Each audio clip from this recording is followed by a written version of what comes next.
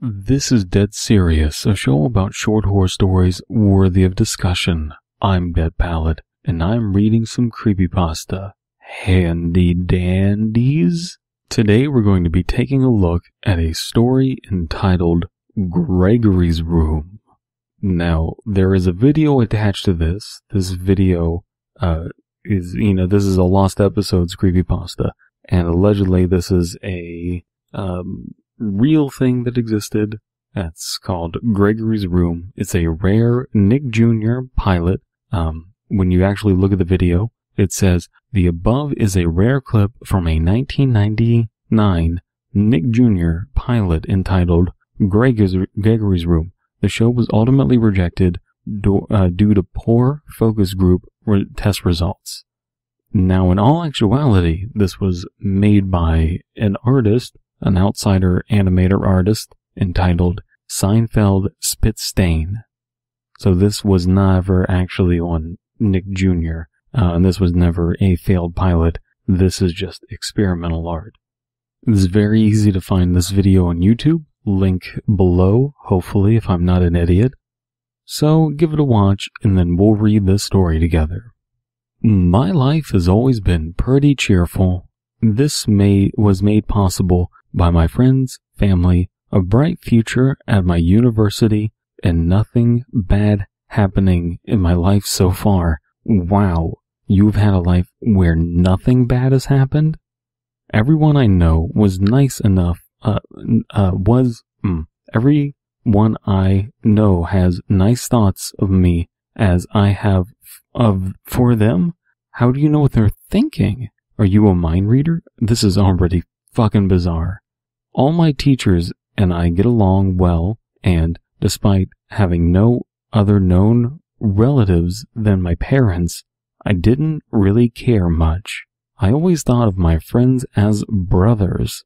I had, however, something I hid for years. I always thought of my friends as brothers, even if they were women. I, like many other people I know, am a 90s kid. 90s kids remember that I'm a 90s kid. I'm pretty sure even adults like those years too. If you're a 90s kid, you're an adult. Video games, simplicity, and good TV cartoons. Yes, good TV cartoons. All of this is extremely personal for the first paragraph. We don't need any of this information, at least not at this juncture for sure.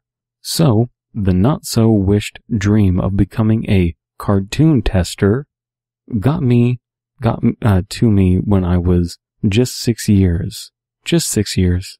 My parents accepted, delighted, when I told them I wanted to be one. After all, it was the perfect job for someone at my age. So when people came to the house to ask my parents, I wanted to be it so badly. I hope you can hear how much I'm struggling to read this, because it's structured so bizarrely.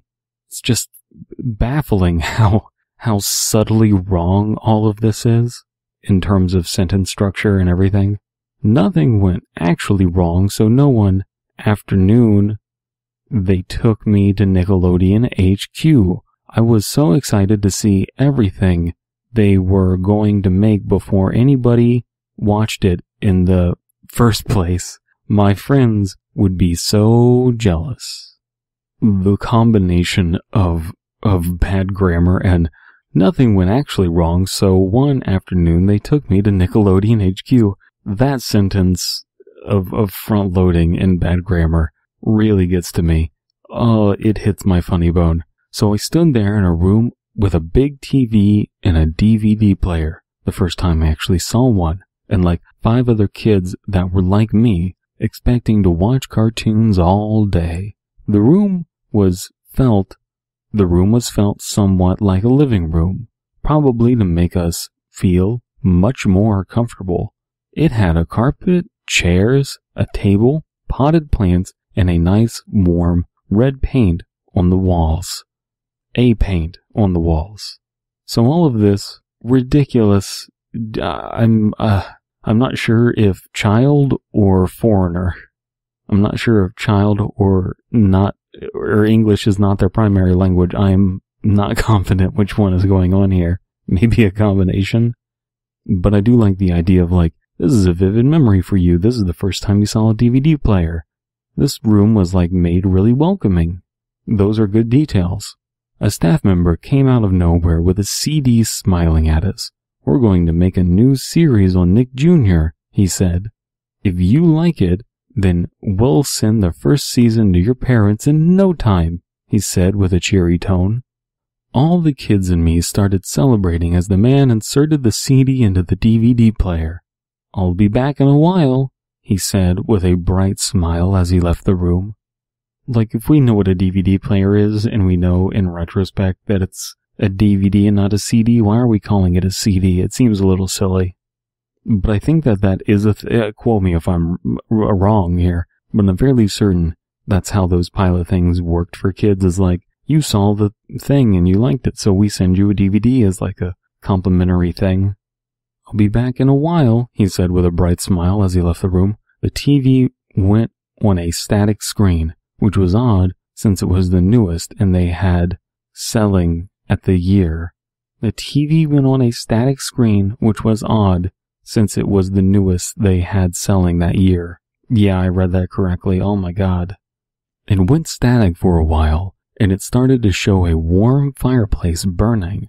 The camera then showed the whole room. No music was heard at all, nor did it introduce anything. The camera showed a chair faced at a window, showing the stars and a night sky. The room looked warm and soft. A bald head was on the chair. It slowly turned, showing big, creepy eyes and a surprisingly realistic mouth. Me and all the children were surprised about him and his appearance and awaited to see what happened. A robotic and emotionless voice struck on the silence as the main man said, "Oh, I didn't see you there." The camera turned around, showing a crudely made CGI body that happened to be the man's. He greeted us and said, "Hello, I'm Gregory, and this is my room." So the camera turned around slowly, showing a crudely made CGI body that happened to be the man's. Do you mean the man that was in the room previously? What does that sentence mean? This is all written in such an unclear, ambiguous manner. The camera zoomed in on his creepy face. We're going to have so much fun together. Just the two of us. He pointed at the window. We can look at the stars together. He held a book. We can read a book together. The camera went to the perspective of the fireplace as Gregory said, "We can stare into the glorious flames of the fireplace together." Ellipses. So I guess this is as good a time as any to bring up the fact that we're trying to make a thing that is made by an independent artist, trying to make it creepy when it's already creepy. Is there anything in the story that is going to add to the original context of the experimental video made by Seinfeld Spitstain? I'm really starting to doubt it. The silence crushed instantly as all the kids looked confused and looked to each other. We waited for a while as Gregory's face stared from the chair into the fire. His face suddenly appeared again and the camera slowly zoomed in. We are just describing the video, but no matter what we do, it will be just the two of us and no one else in this room. Just me and you. No parents, no police, no one can hear you. The distorted background music started playing as his face got closer and closer. Not only that, but his voice in the background itself started to get weird as transparent flames took over the place. Embrace me. I need love. Gregory needs love. The movie ended with his paralyzed face all over the screen. Every kid started crying uncontrollably as the man from some minutes ago came in. He had a very angry look on his face as his words pierced through my memory. I thought that guy learned his lesson long ago, but, he yelled furiously as he got out of the door along with the other kids. The screen went blank as I secretly took the CD, I had it cleaned, simple and plain. It had clean, simple and plain text saying, Gregory's room. Wait, so apparently the idea here is that this adult comes into the room, sees Gregory's room on the TV, and starts talking directly to Gregory, the TV? Oh, this is Goofy Town, USA. After a few days, there were some news about parents suing Nickelodeon for inappropriate content shown. They even got as far as labeling the incident as a show that was ultimately rejected due to a poor focus group result. Oh, so this is like, you're trying to retcon the artist who actually made this thing. My parents were so frightened that they didn't let me get near the place. We lived relatively near Nick HQ. Until then, I kept the CD with me, hoping to understand, one day, the meaning of such a dreadful creation. Well, this never actually aired on TV, so too much silly in this story.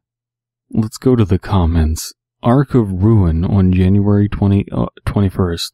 Despite lost episodes normally being cliched pieces of shit, I like how this one throws a curveball at you by making it a somewhat creepy cartoon made by a disgruntled employee rather than some super spoopy cartoon that kills you if you watch it. I really enjoyed it. No, the generic idea you put forward is better and less cliched than what's being put through here. There's nothing that's a curveball about that. That's pretty much what most lost episodes are.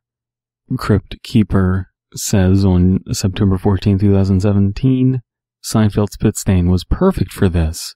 And Sam the Noodle Man replies, I agree. What do you mean? It's just a transcript of the thing that this motherfucker actually animated and wrote and thought of themselves. Oh my god, this is amazing.